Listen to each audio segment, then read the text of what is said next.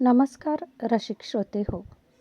कल्पना talk show निसर्गाचं नवं गाणं या आपल्या खास पॉडकास्ट मालिकेत मी कल्पना पुन्हा एकदा आपलं मनपूर्वक स्वागत करते. आपल्या भारतीय संस्कृतीत श्रावण महिना एक पवित्र महिना मानला जातो. श्रावण महिना आला की अनेक व्रतवैकल्य सणवार यांची रेलचेल सुरू होते. आज आपण बोलणार आहोत श्रावण महिन्यातील पहिल्या सणाबद्दल, तो म्हणजे नागपंचमी.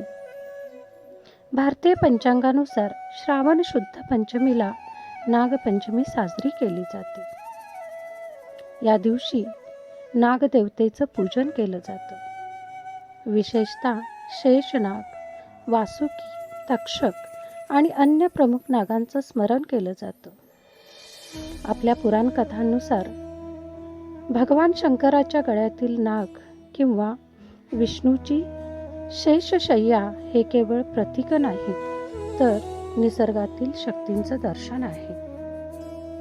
नागपंचमीच्या निमित्तानं ज्या ज्या गावांमध्ये नागदेवतेचं मंदिर आहे, अशा अनेक गावात यात्रा भरली जाते.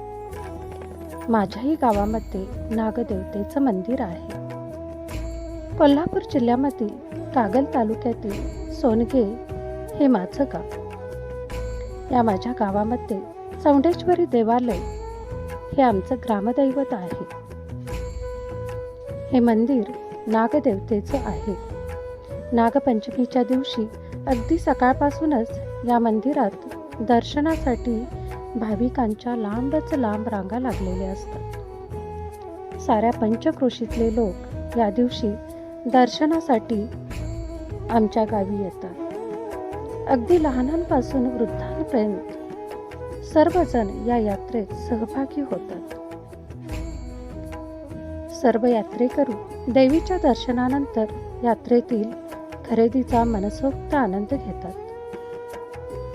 या दिवशी प्रत्येकाच्या घरी गोडाधोडाचे पदार्थ, ओल्या नारळाच्या करंज्या, कडबू किंवा पुरणपोळ्या असा बेत असतो. संपूर्ण गावामध्ये आनंदाचे, चैतन्याचे वातावरण असतं. येणाऱ्या भाविकांसाठी ग्रामस्थांमार्फत महाप्रसादाचे आयोजनही केलं जातं. आम्ही सोनगेवासीय अगदी आतुरतेने या नागपंचमीच्या सणाची वाट पाहत असतो.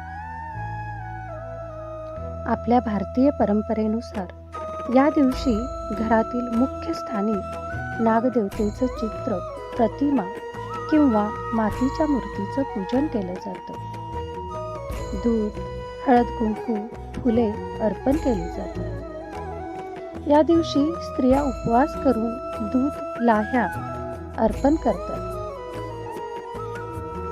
तसेच मंदिराच्या समोर फेर धरून नागपंचमीची गाणीही गातात. ग्रामीण भागात अजूनही कित्येक ठिकाणी, ज्या ठिकाणी वारुळ आहे, तिथे जाऊन गावातील स्त्रिया वारुळाचं पूजन करतात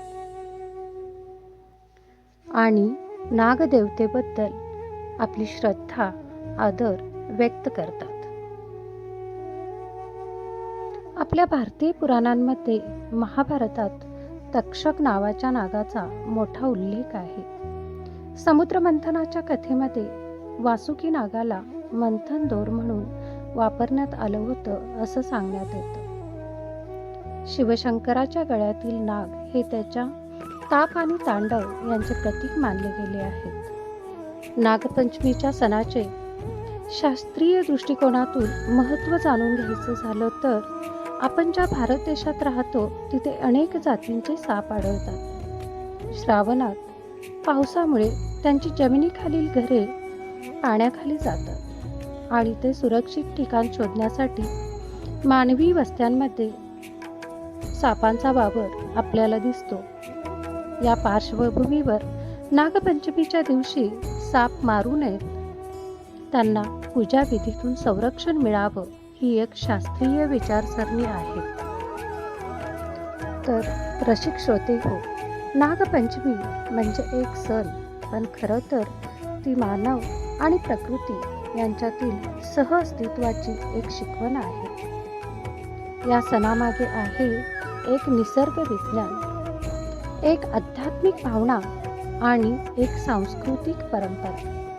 चला तर मग यंदाची नागपंचमी आपण फक्त पूजनापुरती नाही तर सजगतेने साजरी करूया. आपण ऐकत होता निसर्गाचं नवं गाणं आणि आजचा सूर होता नागपंचमीचा. पुन्हा भेटूच एका नव्या ऋतुगाण्याच्या संगतीत.